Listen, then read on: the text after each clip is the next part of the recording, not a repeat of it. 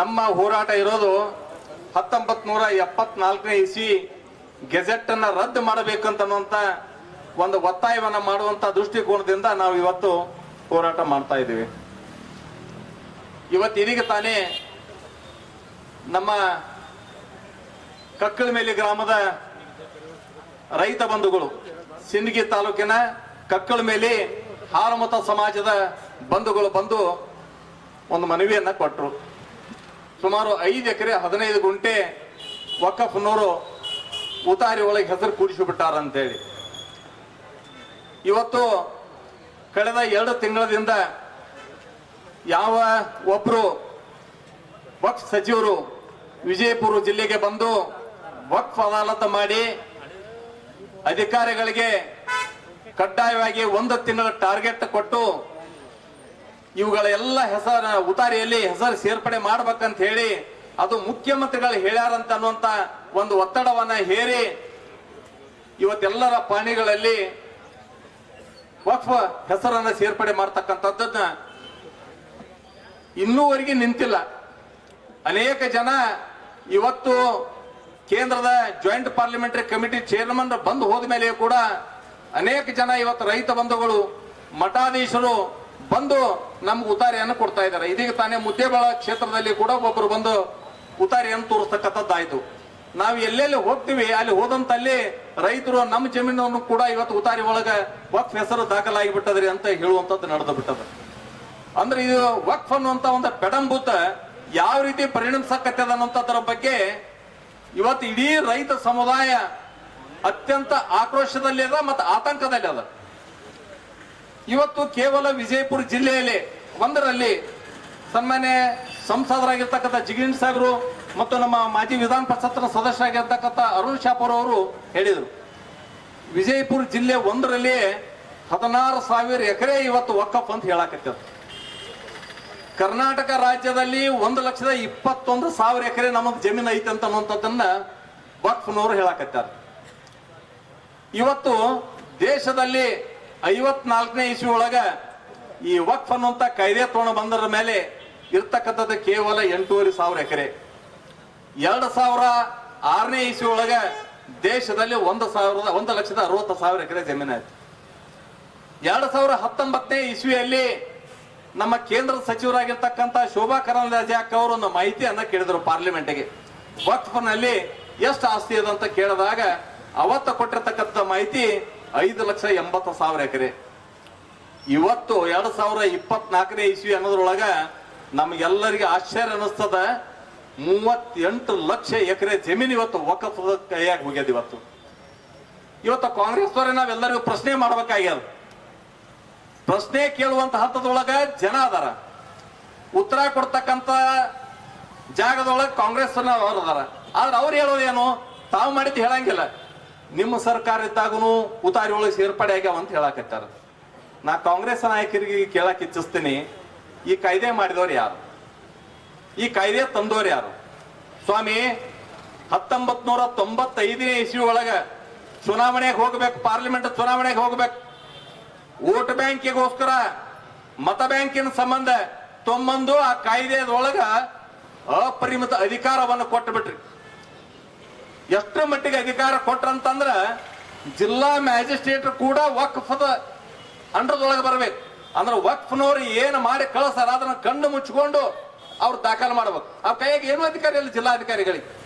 ಈ ಹಂತಕ್ಕೆ ಕಾಯ್ದೆ ತೊಂಬಂದು ಕೊಟ್ಟವರು ಕಾಂಗ್ರೆಸ್ ಅವರು, ದೇಶಕ್ಕೆ ಮಾರಕವಾಗಿ ಪರಿಣಮಿಸೋರು ಕಾಂಗ್ರೆಸ್ ಅವರು. ಸ್ವಾತಂತ್ರ್ಯ ಬಂದ ನಂತರ ಅವಾಗ್ಲಿಂದ ಪ್ರಾರಂಭ ಆಗಿತ್ತು. ಆರ್ಟಿಕಲ್ 370 ಅನ್ನ ಕೊಟ್ಟು ಕಾಶ್ಮೀರದಲ್ಲಿ ಶಾಶ್ವತವಾಗಿ ಸಮಸ್ಯೆಯನ್ನು ಇಟ್ಟರು. ಅಂದ್ರೆ ತಮ್ಮ ವೋಟ್ ಬ್ಯಾಂಕಿಗೆ ಯಾವಾಗ ಬೇಕು ಅವಾಗವಾಗ ಒಂದು ಸಮುದಾಯಗನ ಓಲೈಕೆ ಮಾಡುವಂತ ದೃಷ್ಟಿಕೋನದಿಂದ 2013ನೇ ಇಸ್ವಿ ಒಳಗ ಮನಮೋಹನ್ ಸಿಂಗ್ ಮನೆಗೆ ಹೋಗಬೇಕು ಅಂತ ಸಂದರ್ಭದಲ್ಲಿ ಮತ್ತೊಂದಿಷ್ಟು ಅದಕ್ಕೆ ಅಧಿಕಾರವನ್ನು ಕೊಟ್ಟರು. ಹೀಗಾಗಿ ಇವತ್ತು ಕರ್ನಾಟಕ ರಾಜ್ಯದಲ್ಲಿ ಕಳೆದ 1.5 ವರ್ಷದಲ್ಲಿ ಇವತ್ತು ಕರ್ನಾಟಕ ರಾಜ್ಯದಲ್ಲಿ ಏನು ಭ್ರಷ್ಟಾಚಾರ ಅಂತ ನಡೆದು ಬಿಟ್ಟದ. ಇವತ್ತು ವಾಲ್ಮೀಕಿ ಹಗರಣ ಇರಬಹುದು, ಮೂಡಾ ಹಗರಣ ಇರಬಹುದು, ಇವತ್ತು ಗ್ಯಾರಂಟಿಗಳನ್ನು ಹೇಳಿ ಇವತ್ತು ಇಡೀ ರಾಜ್ಯದ ಖಜಾನೆ ಖಾಲಿಯಾಗಿ ಬಿಟ್ಟದ. ಇವತ್ತು ಕೊಡ್ಲಿಕ್ಕೆ ದುಡ್ಡಿಲ್ಲ, ಹೀಗಾಗಿ BPL ಕಾರ್ಡ್ ರದ್ದು ಮಾಡ್ತಾರೆ. ಇವತ್ತು ಇವತ್ತು ಇಂಥ ಪರಿಸ್ಥಿತಿ ಒಳಗ ದುಡ್ಡಿಲ್ಲದ ಸ್ಥಿತಿ ಒಳಗ ಜನರ ಮೈಂಡ್ ಡೈವರ್ಟ್ ಮಾಡಬೇಕು ಒಂದ್ ಕಡೆ, ಇನ್ನೊಂದ್ ಕಡೆ ಮತ ಬ್ಯಾಂಕ್ ಗಟ್ಟಿ ಮಾಡ್ಕೋಬೇಕು. ಇವು ಉಳಿದು ಹೆಂಗಾದ್ರು ಇದ್ದ ಇರ್ತಾವು. ಒಂದು ಸಮುದಾಯ ಮಾತ್ರ ನಮಗೆ ಕಾಯಂ ಶಾಶ್ವತ ಗಟ್ಟಿ ನಮಗೆ ಇರಬೇಕಂತ ಒಂದು ಷಡ್ಯಂತ್ರದಿಂದ ಇವತ್ತು ಕರ್ನಾಟಕ ರಾಜ್ಯದಲ್ಲಿ 74 ಗೆಜೆಟ್ ಅಂತ ಹೇಳಿಕೊಂಡು ಇವತ್ತು ಎಲ್ಲ ಕಡೆ ಇಡೀ ರಾಜ್ಯದಲ್ಲಿ ಇವತ್ತು ರೈತರ ಜಮೀನುಗಳಿಗೆ ಕನ್ನ ಹಾಕ್ತಕ್ಕಂಥದ್ದು ನಾವು ನೋಡ್ತಾ ಇದೀವಿ. ಒಬ್ಬ ಅಪ್ರಬುದ್ಧ ಸಚಿವ ಜಮೀರ್ ಅಹ್ಮದ್ ಖಾನ್ ಹೇಳೋ ಮಾತೇನು, ಎಲ್ಲ ಕಡೆ ಹೋದಲ್ಲೆಲ್ಲ ಅದು ಅಲ್ಲಾ ನಾಸ್ತಿ ಅಂತ ಹೇಳ್ತಾರೆ. ಇವತ್ತು 38 ಲಕ್ಷ ಎಕರೆ ಜಮೀನ ಅಲ್ಲಾ ಬಂದ ಯಾವಲ್ಲಿ ಖರೀದಿ ಹಾಕಿ ಕೊಟ್ಟ, ಯಾವಲ್ಲಿ ಸಬ್ ರಿಜಿಸ್ಟರ್ ಆಫೀಸ್ ನೋಂದು ಮಾಡಿ ಕೊಟ್ರು, ಯಾವಲ್ಲಿ ದಾನ ಕೊಟ್ರು ಅನ್ನೋದ್ರ ಬಗ್ಗೆ ಸ್ಪಷ್ಟಪಡಿಸ್ಬೇಕು ನೀವು. ಮೊದಲು 38 ಲಕ್ಷ ಎಕರೆ ಜಮೀನು ವಕ್ಫ್ ಅಂದ್ರೆ ಏನು? ದಾನ. ದಾನ ಯಾರು ಕೊಟ್ಟಿವಿ 38 ಲಕ್ಷ? ಅದಕ್ಕೇನು ದಾಖಲೆಗಳದಾವು, ಅದಕ್ಕೇನು ಪುರಾವೆಗಳದಾವ ಅಂತ ಕೇಳಿದ್ರೆ ಅದನ್ನ ಕೇಳುವ ಅಧಿಕಾರವು ನಮಗೆ ಯಾರಿಗಿಲ್ಲ. ಅಂತ ಅಧಿಕಾರವನ್ನು ತುಂಬದ ಅದರೊಳಗೆ ಇಟ್ಟು ಇವತ್ತು ಈ ರೀತಿ ಸಮಸ್ಯೆಗಳನ್ನ ಮಾಡಿಟ್ಟಿರಿ. ಈ ಸಮಸ್ಯೆಗಳ ಬಗ್ಗೆ ಇವತ್ತು ಧ್ವನಿ ಎತ್ತಿದವರ ಬಗ್ಗೆ ಒಂದು ಮಾತನ್ನು ಇವತ್ತು ಕಾಂಗ್ರೆಸ್ ಅವರು ಏನು ಮಾತಾಡಕತ್ತಿಲ್ಲ. ಇವತ್ತು ಯಾವ ಮಟ್ಟಕ್ಕೆ ಕೇಳಿದಾರ ಅಂದ್ರೆ ಇವತ್ತ ಮಠಮಾನ್ಯರ ಮಠಾಧೀಶರು ಕೂಡ ಇವತ್ತು ಬೀದಿಗೆ ಬಂದು ಹೋರಾಟ ಮಾಡ್ತಕ್ಕಂಥ ಪರಿಸ್ಥಿತಿಗೆ ಬಂದದ. ಇಡೀ ರೈತ ಸಮುದಾಯ ಇವತ್ತು ಬೀದಿಗೆ ಬಂದು ನಿಂತದ. ಯಾಕಂದ್ರ ಜಗತ್ತಿಗೆ ಅನ್ನ ಕೊಡ್ತಕ್ಕಂಥ ರೈತ ಇವತ್ತು ದೇಶದ ಬೆನ್ನೆಲುಬು. ಇದು ಕೇವಲ ಭಾಷಣಕ್ಕೆ ಮಾತ್ರ ಸೀಮಿತ ಅಲ್ಲ, ರೈತ ದೇಶದ ಬೆನ್ನೆಲುಬು. ಒಕ್ಕಲಿಗ ಒಕ್ಕದಿದ್ದರೆ ಜಗವೆಲ್ಲ ಬಿಕ್ಕುವುದಂತ ನಾವು ಕೇಳ್ತಾ ಇದೀವಿ. ಇಂತಹ ಸಂದರ್ಭದಲ್ಲಿ ಕಾಂಗ್ರೆಸ್ ನಾಯಕರು ನಿಮ್ಮ ಸರಿಯಾದ ಸ್ಟ್ಯಾಂಡ್ ಏನು ಅನ್ನುವಂಥದ್ರ ಬಗ್ಗೆ ಹೇಳ್ಬೇಕು. ನೀವು ರೈತರ ಪರವಾಗಿದ್ದೀರೋ ಅಥವಾ ವಕ್ಫ್ ಪರವಾಗಿದ್ದೀರಿ ಅಂತ ಅನ್ನೋದ್ರ ಬಗ್ಗೆ ರಾಜ್ಯದ ಜನತೆ ಮುಂದೆ ನೀವು ಹೇಳಬೇಕಾಗಿದೆ. ಇವತ್ತ ವಕ್ಫ್ ಪರವಾಗಿದ್ದೀನಿ ಅಂತ ಅನ್ನೋದ್ರ ಬಗ್ಗೆ ಆದ್ರೆ ನೀವು ಅದನ್ನಾರು ಒಂದ್ಸಲ ಹೇಳ್ಬಿಡ್ರಿ. ಇಲ್ಲ ನಿಜವಾಗಿ ನಾವು ರೈತರ ಪರವಾಗಿ ಇದೀವಿ ಅಂತ ಅನ್ನೋದಾದ್ರೆ ನಾಳೆ ನಾವು ಕೇಂದ್ರದೊಳಗೆ ಏನು ಬಜೆಟ್ ನಾಳೆ ಏನು ಬಿಲ್ ಮಂಡನೆ ಮಾಡ್ತದ ಆ ಬಿಲ್ಗೆ ನೀವು ಬೆಂಬಲ ಕೊಡ್ರಿ. ನೀವು ಕರ್ನಾಟಕ ರಾಜ್ಯದಲ್ಲಿ ಮಾಡಿರ್ತಕ್ಕಂಥ 74 ಗೆಜೆಟ್ ರೈತರ ಅದನ್ನ ರದ್ದು ಮಾಡಿ ನಾವು ರೈತರ ಪರವಾಗಿ ಇದೀವಿ ಅಂತ ಅನ್ನೋದನ್ನು ತೋರಿಸ್ರಿ. ಅದು ಯಾವುದು ಹೇಳಕತ್ತಿಲ್ಲ. ಒಂದು ಈ ರೀತಿ ರೈತರಿಗೆ ಈ ಬರೇ ಪ್ರೆಸ್ ಮೀಟ್ ಮುಖಾಂತರ ಎಲ್ಲ ಅವರು ಮಾಡ್ಯಾರ, ನಾವು ಮಾಡಿಲ್ಲ ಅಂತ ಅವ್ರು ಎಲ್ಲೂ ಹೇಳುದಿಲ್ಲ, ನಾವು ಮಾಡಿಲ್ಲ ಅಂತ ಏನು ಹೇಳುದಿಲ್ಲ. ಇವತ್ತಿಂತ ಅವಾಂತರವನ್ನ ಮಾಡಿ ಇವತ್ ಯಾವ ಕುಚ್ಚದ್ದಿ ವ್ಯಕ್ತಿಗಳು ಹಿಂಬಾಲಕರ ಮುಖಾಂತರ ಪುಡಿ ಲೀಡರ್ಗಳ ಕಡೆಯಿಂದ ಇಲ್ಲ ಸಲ್ಲದ ಆರೋಪಗಳನ್ನು ಮಾಡಿಸ್ತಕ್ಕಂಥದ್ದು.